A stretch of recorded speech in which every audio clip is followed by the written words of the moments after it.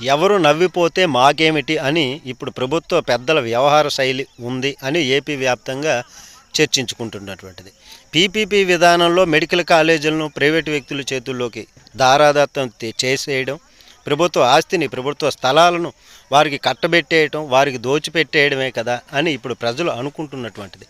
మరి జగన్మోహన్ రెడ్డి అడిగారనో లేకపోతే ఇంకెవరు అడిగారనో కాదు, ఈ పీపీపీ విధానము అనేటప్పుడు పేద పిల్లలు ఆ మెడికల్ విద్యను అభ్యసించాలంటే చాలా కష్టము.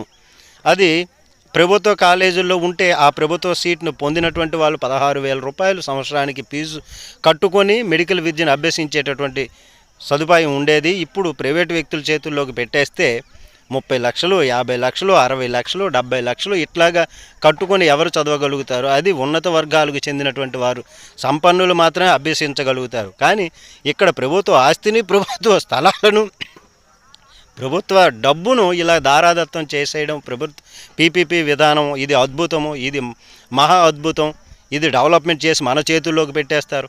డెవలప్మెంట్ చేసి మన చేతుల్లోకి పెట్టేయడం ఏంటండి? 100 రూపాయలు పెట్టేవాడు ఆ లాభాన్ని ఆశించి పెడతారు కానీ ఫ్రీగా పెడతారా? ఫ్రీగా చేసి ఇచ్చేస్తారా? సర్వీస్ చేసేస్తారా? ఇది ఎంత మాత్రం ఇది కరెక్ట్ కాదు అని ప్రజలు భావిస్తున్నారు. ఈ పీపీపీ విధానానికి స్వస్తి పలకాలి ఆ రాష్ట్రాన్ని. మరి అట్లాంటి ప్రభుత్వం మరి ప్రభుత్వ మెడికల్ కాలేజీలు నడపాలి అనేటటువంటి సర్వత్రా వినిపిస్తున్నటువంటి పరిస్థితుల్లో కూడా ప్రభుత్వం పీపీపీ విధానంలో ప్రైవేటు వ్యక్తులకు అప్పచెప్పడం అన్నటువంటిది కరెక్ట్ కాదు. లేదంటే ప్రభుత్వం మరి ఇది చేతనైనటువంటి ప్రభుత్వం అని ఎలా భావించాలి? మరి ఎంత మాత్రం కూడా ఇది సరైనటువంటి నిర్ణయం కాదు అని అందరూ భావిస్తున్నారు. మీరైతే ఏమంటారు? కామెంట్ చేయండి. నమస్తే.